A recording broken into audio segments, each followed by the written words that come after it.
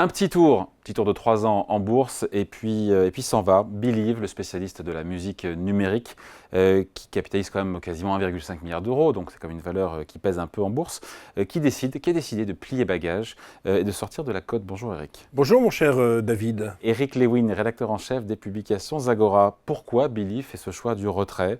Parce qu'en même temps l'action elle ne s'est pas effondrée depuis 2021, bon elle a quand même un peu baissé, mais introduite à quasiment 20 euros, elle en vaut 15 aujourd'hui, c'est pas l'affaire 9,50. C'est pas l'affaire du siècle, mais bon, c'est pas une bonne affaire pour les actionnaires, ça c'est vrai, on peut commencer par ça déjà. Ouais, alors c'est pas une bonne affaire. Alors je veux juste préciser un petit peu, il y a quelque chose qui est sorti ce matin.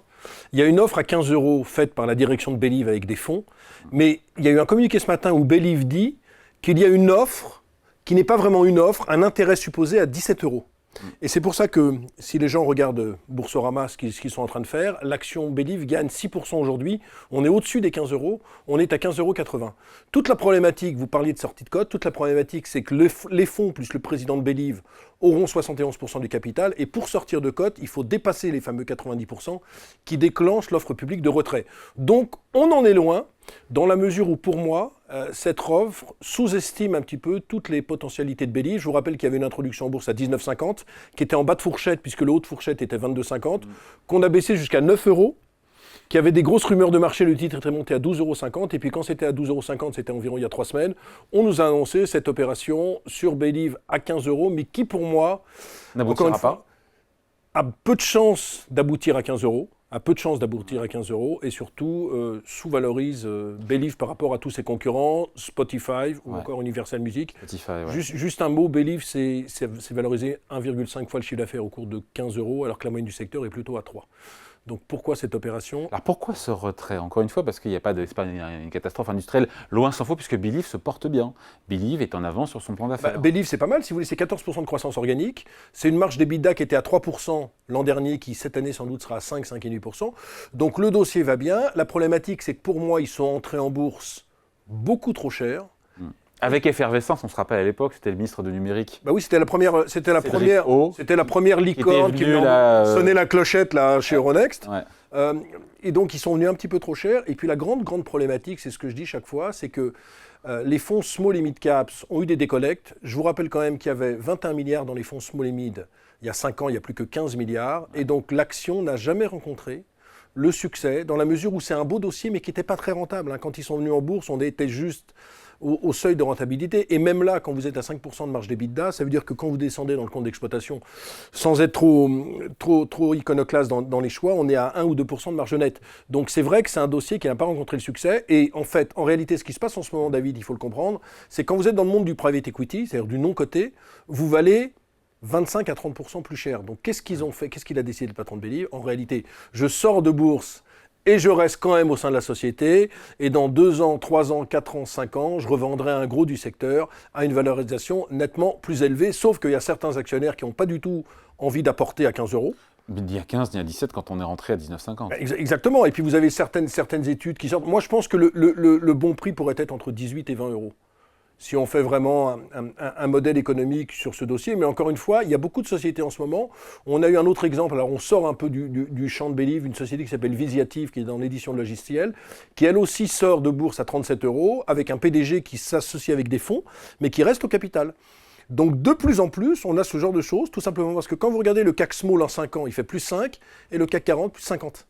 Donc il y a un tel effet différentiel entre les deux indices que vous avez beaucoup de PDG de sociétés Pourquoi qui la n'en peuvent bourse plus. valorise mal? Encore une fois, c'est une question de flux. On a compris que les flux sont tarés sur les small et mid cap.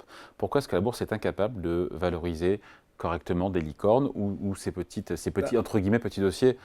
Encore une fois, 1,5 milliard de capitalisation, c'est pas rien non plus. Le gros problème, alors c'est peut-être un peu les résultats. C'est vrai que quand Quel est le PER là-dessus d'ailleurs? sur Sur Believe. en fait, on raisonne plutôt en VE sur chiffre d'affaires, parce que comme l'action gagne dire... valeur d'entreprise, c'est la capitalisation et vous rajoutez la trésorerie, vous enlevez la trésorerie, vous rajoutez les dettes. On ne va pas trop rentrer dans des cours à Dauphine qu'on connaît bien, vous et moi, mais c'est un peu ça. Donc, en fait, c'est assez cher en termes de PE, mais ce n'est pas très cher en valeur d'entreprise rapportée chiffre d'affaires. La problématique, on a surtout un problème de liquidité sur les fonds small caps. Il y a une décollecte massive. Qui dépasse le cas de Believe. Écoutez, je regardais depuis le début du mois de février, il y a eu 80 millions en moins de décollecte dans les fonds small caps. Et donc vous, Vous gérez un asset de 600 millions d'euros, un fonds de 600 millions d'euros par exemple, vous avez une décollecte de 50 millions, qu'est-ce que vous devez faire? Vous devez vendre en catastrophe. Ouais. Ou alors, il faut être sur les valeurs les plus liquides que vous pouvez vendre très rapidement. C'est pour ça que entre 1 milliard et 2 milliards, ça va encore en termes de liquidité, donc c'est la fourchette de Believe, mais en dessous d'un milliard, c'est la cata. C'est la cata avec parfois aucun volume sur les valeurs. En plus, vous avez une directive MiFID où les valeurs sont de moins en moins suivies. Je ne vais pas revenir sur cette directive MiFID, mais les valeurs sont de moins en moins suivies. Il y a beaucoup de valeurs qui sont laissées de côté, donc il y a tout un pan de la cote qui est complètement laissé de côté. Alors, est-ce qu'il ne faudrait pas que Bruno Le Maire se penche là-dessus et apporte des niches fiscales pour, par exemple, tous les particuliers qui investissent sur les small et mid? Il y a peut-être un truc à trouver, il y a peut-être des économies d'impôts à trouver, mais c'est vrai qu'il y a tout un pan de la cote. Et Believe, la problématique, c'est que c'est vrai que le cours s'est effondré, non pas parce que les performances étaient mauvaises. Effondré non plus. Quand c'était à 9 euros, 9 euros versus 19,50, c'est un effondrement. Oui. Et si par rapport au cours actuel. Et en fait, c'est pas parce que Believe avait de mauvais résultats. C'est parce que Believe, d'abord, était quand même dans un secteur ultra concurrentiel. Donc, on regarde les Spotify, on regarde les UMG, on regarde des gens comme ça. C'est très, très, très, très concurrentiel. Et puis, surtout, c'est qu'il y a un problème de liquidité. Les fonds vendent, et quand les fonds vendent massivement, vous avez cet écart de valorisation. Je le disais, 25% d'écart entre le private equity, c'est-à-dire le non-coté et le coté. Les raisons pour lesquelles aujourd'hui certaines sociétés pensent à sortir, c'est pour tout ce qu'on a dit là aussi, les contraintes qui pèsent. Coût de cotation. Le coût moyen de cotation avec les CAC, avec la communication financière, les commissaires aux comptes, excusez-moi, c'est entre 200 et 250 000 euros, même pour une toute petite boîte. Ouais. Donc ça coûte beaucoup d'argent. Quand vous n'avez pas besoin de lever des fonds, vous n'avez aucun intérêt à être en bourse. Et quand vous voyez que... éventuellement pour faire des rachats. Pour faire des rachats. Mais quand vous voyez par exemple qu'une boîte comme Believe, c'est une boîte qui consomme beaucoup de CAPEX, qui a besoin de beaucoup investir, elle avait besoin d'argent. Quand son cours valait 9 euros, elle n'allait pas faire une augmentation de capital à 6 euros. Non.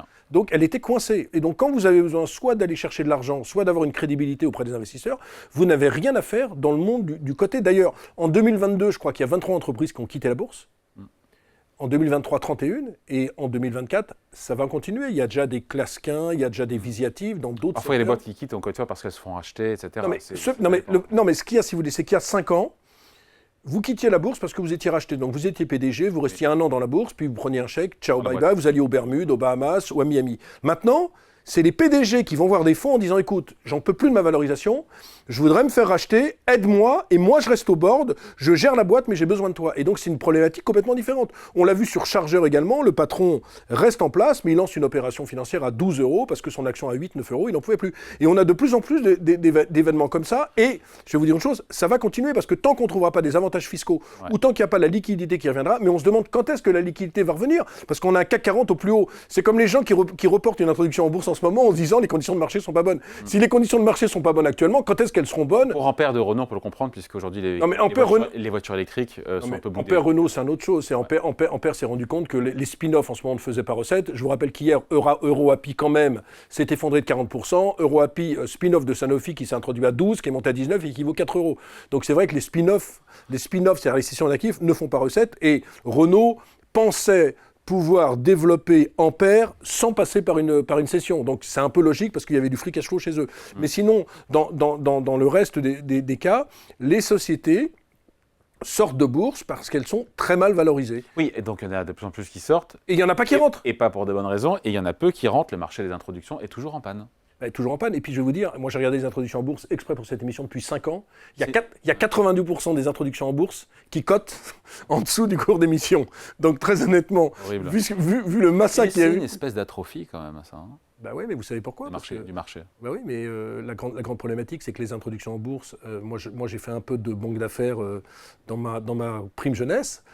Souvent, vous valorisez la mariée beaucoup mieux qu'elle n'est, quoi. Elle fait 1m85, elle ressemble à Raquel Welch, elle a des yeux bleus, et finalement, quand elle arrive, elle fait 1m58, elle louche, et puis elle est très grosse, quoi. Donc, ce que je veux dire par là, je fais pas de discrimination, mais la problématique, c'est que les banquiers d'affaires ont tout intérêt à survaloriser des sociétés, parce que le gagne-pain, quand vous êtes banquier d'affaires, vous le gagnez pas sur des coûts boursiers, vous le gagnez pas sur le courtage, vous le gagnez sur la banque d'affaires. Et donc, vu les commissions qui se pratiquent pour des introductions en bourse, eh ben, on arrive en bourse avec des valorisations stratosphériques, et puis après... C'est la soupe. On aurait pu faire le même exemple avec Brad Pitt. Au début, on pense qu'on a Brad Pitt et au final, on a Eric Lewin. Ah non, bah ça on perd complètement le champ. Ne comparez pas ce qui n'est pas comparable. Non, mais ce que je veux dire par là, et la problématique pour finir, c'est que soit il y a des avantages fiscaux, soit vraiment les fonds reviennent sur les smalls, parce que pourquoi les fonds peuvent revenir sur les smalls? Plus on aura d'opérations financières quand même, plus les investisseurs reviendront sur les fonds, sur les smalls, en se disant il y a quand même des coûts à faire. Et c'est vrai que dans le monde du private equity actuellement, on se rend bien compte que les valorisations sont parfois stratosphériques. Donc il peut y avoir un Swift. Non, il y a quand même un sujet. Il y a plus d'introduction et les boîtes qui sortent, il y a un sujet. Ah, il y a un sujet d'atrophie de la cote, c'est ce que vous disiez tout à l'heure. Ça risque de continuer, mais encore une fois, plus il y a d'opérations financières, paradoxalement, plus on perd des boîtes, et plus ça intéresse des gens du private equity pour venir sur le côté parce qu'ils se disent qu'il y a des opportunités. Donc c'est peut-être un cercle vertueux qui pourrait se mettre en cause, hors avantages fiscaux que j'appuie de mes voeux, mais on a l'impression que le monde des small mid n'intéresse personne en bourse. Allez, merci beaucoup. Point de vue signé Eric Lewin, rédacteur en chef. Et pas Brad Pitt, hein. Malheureusement. J'aurais aimé, mais bon. Ça se saurait. Ouais. Merci. Salut David.